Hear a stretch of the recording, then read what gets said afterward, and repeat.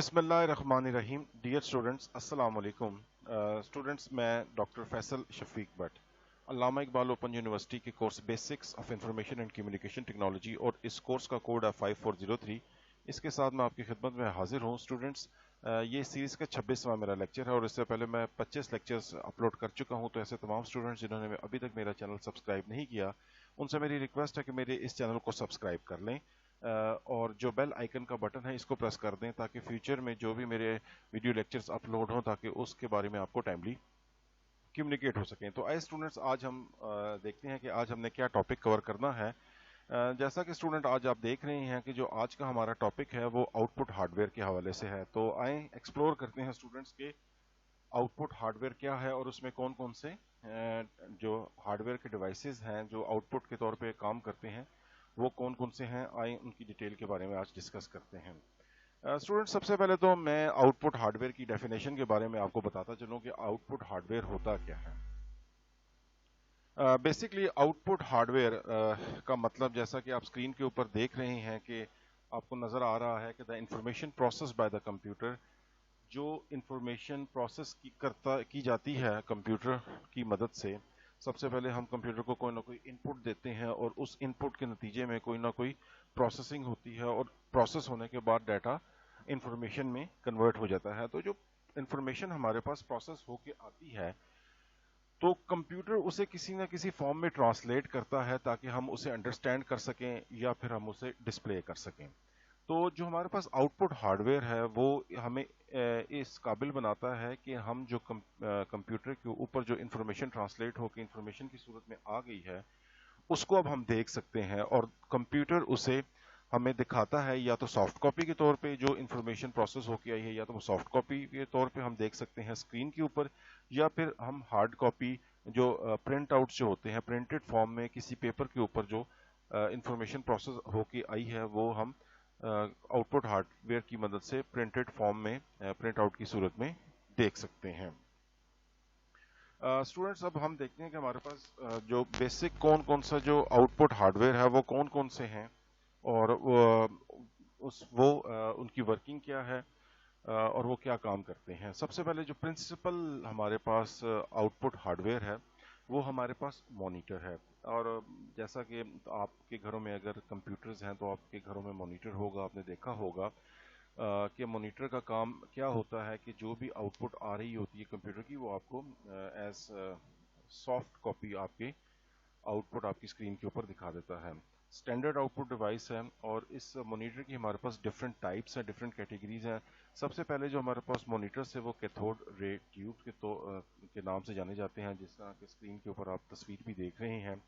और इसमें जो सबसे इम्पोर्टेंट इसका फीचर था कि इसमें जो वैक्यूम ट्यूब्स इस्तेमाल होती थी, वैक्यूम ट्यूब्स के हवाले से मैं पहले भी अपने प्रीवियस लेक्चर्स में डिस्कस कर चुका हूँ कि हमारे पास बड़ी बड़ी साइज़ की ट्यूब होती थी। जिस तरह आपके पास एनर्जी सेवर का बल्ब होता है, इस साइज़ के बल्ब की आपके पास ट्यूब्स होती थी और इन्हीं ट्यूब्स की मदद से आपके पास सर्किट बनाया जाता था। दैट्स वाई जो हमारे पास कैथोड रे ट्यूब है, तस्वीर में आप देख सकते हैं, पुराने मॉनिटर्स की कैटेगरी है जिसकी वजह से इनका साइज बहुत ज़्यादा होता था और बहुत ज़्यादा स्पेस ये लेते थे और इनकी जो पावर कंजम्पशन थी वो भी बहुत ज़्यादा थी। फिर उसके बाद जो नेक्स्ट हमारे पास मॉनिटर्स है वो एलसीडी मॉनिटर्स से, तस्वीर आपके सामने है, लिक्विड क्रिस्टल डिस्प्ले के तौर पे ये काम करते हैं। स्लिम होते थे और लाइट वेट होते थे और इनके जो इमेजेस थे और जो इनकी आउटपुट आती थी वो as compare to cathode ray tube बहुत बेहतर होती थी।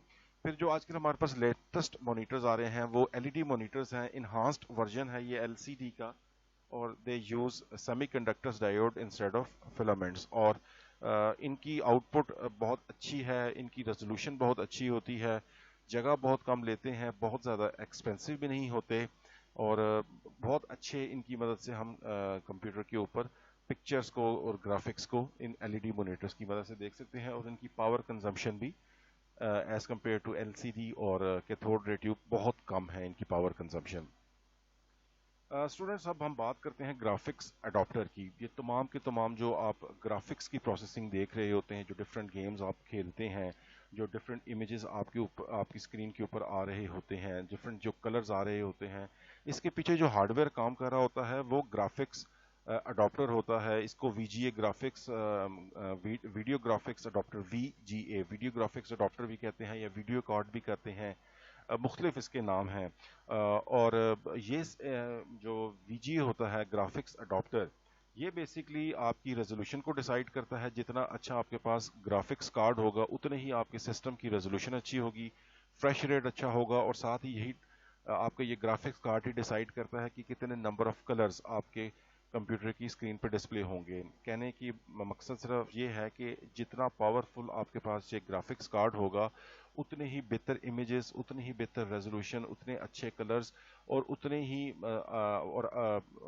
जो अगर आजकल जो डिफरेंट गेम्स हैं उनको चलाने के लिए बहुत अच्छे ग्राफिक्स कार्ड आए हुए हैं, ख़ासतौर पे 3D गेम्स जो हैं उनको चलाने के लिए, तो वो ग्राफिक्स कार्ड थोड़े से एक्सपेंसिव हैं। लेकिन आपको इस चीज़ का अंदाज़ा है कि जो आजकल गेम्स हैं वो इतनी ज़्यादा हैवी हैं कि उनके ग्राफिक्स को नॉर्मल ग्राफिक्स कार्ड अडॉप्टर्स जो पुराने हैं वो नहीं चला सकती उन ग्राफिक्स को। तो इसलिए हमें एडवांस ग्राफिक्स कार्ड्स को परचेज करना पड़ता है। ये डिपेंड करता है कि हमारी नीड्स क्या हैं। अगर हम सिर्फ नॉर्मल पावर पॉइंट या बेसिक हम ऑफिस का काम करना चाहते हैं तो फिर इसमें नॉर्मल ग्राफिक्स कार्ड अपना काम कर जाएंगे। लेकिन हमारी अगर यूजेज गेम्स के हवाले से और ख़ासतौर पे 3D गेम्स के हवाले से है तो फिर हमें बहुत powerful video graphics card adopter जो है वो लेने पड़ेंगे, और रिलेटिवली वो काफ़ी एक्सपेंसिव होते हैं। फिर हम साइज़ ऑफ द मॉनिटर की बात करें स्टूडेंट्स, तो हमारे पास साइज़ ऑफ द मॉनिटर के हवाले से जब हम बात करते हैं तो उसका मतलब ये है कि इंचेस के हवाले से हम बात कर रहे हैं। और नॉर्मली जो कंप्यूटर की स्क्रीन होती है वो हम मेजर करते हैं from one corner to another corner, और हमारे पास 14, 15, 17, 18, 21, 22 इंचेस तक के मॉनिटर्स अवेलेबल हैं। ये डिपेंड करता है कि आप कौन सा साइज़ आपको बेहतर लगता है। नॉर्मली जो लोग गेम्स वगैरह को खेलना पसंद करते हैं तो अपने पास वो ज़्यादा बड़े मॉनिटर्स रखते हैं। लेकिन नॉर्मली जो ऑफिसेज में और घरों में जो नॉर्मल साइज़ रेकमेंड किया जाता है वो 15 इंच तक का होता है। फिर स्टूडेंट्स हम बात करते हैं कि रेजोल्यूशन से हमारी क्या मुराद है, क्योंकि पिछली स्लाइड में भी मैंने रेजोल्यूशन की बात की थी। जो आपके वीडियो ग्राफिक्स कार्ड जो होते हैं जो ज़्यादा बेहतर होते हैं उनकी रेजोल्यूशन बहुत अच्छी होती है। तो रेजोल्यूशन का क्या मतलब है? रेजोल्यूशन का स्टूडेंट्स मतलब ये है कि हॉरिजेंटल और एंड वर्टिकल पिक्सल्स की तादाद आपकी कंप्यूटर की स्क्रीन के ऊपर क्या है। हॉरिजेंटल से मुराद मेरे पास एक्स एक्सिस है और वर्टिकल से मुराद मेरी वाई एक्सिस है। इनके ऊपर हॉरिजेंटल और वर्टिकल एक्सिस पे आपकी जो जितनी ज़्यादा पिक्सल्स की तादाद होगी उतनी ही आपकी रेजोल्यूशन अच्छी होगी। और पिक्सल्स का क्या मतलब है? पिक्सल्स हमारे पास स्मॉलेस्ट कंपोनेंट है डिजिटल इमेज का, और जितने ज़्यादा पिक्सल्स होंगे हमारे पास जो डिजिटल इमेज कंप्यूटर की स्क्रीन के ऊपर आ रहा है वो इतना ही बेहतर हमें नज़र आएगा, इतना ही क्रिस्प इमेजेस होंगे। और जितने कम पिक्सल्स आपकी स्क्रीन की ऊपर होंगे इतने ही हमें जो इमेजेस होंगे वो बुरे नज़र आएंगे। इसकी एग्जांपल बिल्कुल इस तरह ही है कि अगर आप कोई इमेज लेते हैं और उसको आप बहुत ज़्यादा एक्सट्रैक्ट करते हैं तो पिक्सल्स जो होते हैं उस इमेज के वो बस्ट होना शुरू हो जाते हैं, तो जिसकी वजह से वो उस तस्वीर की क्वालिटी डिटीरिएट होती है। लेकिन जैसे ही आप उस तस्वीर को छोटा करते हैं तो पिक्सल्स ज़्यादा हो जाते हैं एक एरिया के अंदर और आपके पास तस्वीर की क्वालिटी अच्छी हो जाती है। तो आजकल के मॉनिटर्स की जो क्वालिटी है, वीडियो क्वालिटी है, वो बहुत हद तक डिपेंड कर रही है रेजोल्यूशन पे, और रेजोल्यूशन डिपेंड कर रही है कि आपने जो ग्राफिक्स जो कार्ड लिया हुआ है, जो कि मैंने आपको पिछली स्लाइड में भी दिखाया है, वो जितनी अच्छी क्वालिटी का है उतना ही बेहतर आपके पास ग्राफिक्स की मदद से आपकी रेजोल्यूशन बेहतर होगी इस ग्राफिक्स कार्ड की मदद से, और आपके इमेजेस उतने ही अच्छे आएंगे। फिर हम बात करते हैं स्टूडेंट्स प्रिंटर्स की। हमारे पास बहुत इंपॉर्टेंट आउटपुट हार्डवेयर है, और तस्वीर में आप देख सकते हैं कि हमने एक पुराना डॉट मैट्रिक्स प्रिंटर लिया हुआ है, और इन प्रिंटर्स की मदद से हम हार्ड कॉपी देख सकते हैं। जो हमारे पास इंफॉर्मेशन आई हुई है वो ट्रांसफॉर्म्स हो जाती है, वो हमारे पास आउटपुट जो है वो पेपर के ऊपर। सबसे पहले हमारे पास जो कैटेगरी है वो डॉट मैट्रिक्स की है। बहुत पुराने प्रिंटर्स हैं, नॉर्मली बड़ी बड़ी ऑर्गेनाइजेशंस में अगर आप कभी जाएं तो आपको ये अभी भी नज़र आते हैं, लेकिन इसका इस्तेमाल वक्त के साथ साथ बहुत कम हो गया है। लेकिन स्टिल अभी भी ये कुछ ऑर्गेनाइजेशंस में यूज़ किए जाते हैं, और इनकी वर्किंग बिल्कुल ऐसे है कि इनको हम करेक्टर प्रिंटर बोलते हैं, और ये प्रिंट करते हैं वन करेक्टर एट ए टाइम। नॉर्मली ये यूज़ करते हैं रिबन एज इट्स कैट्रिजेस, और इनकी जो स्पीड है वो 30 to 550 करेक्टरिस्टिक्स पर सेकंड है। इसका मतलब ये है कि इसके अंदर डॉट मैट्रिक्स के अंदर जिसकी बेहतर क्वालिटी होगी वो 550 करेक्टर्स पर सेकंड तक प्रिंट करता है।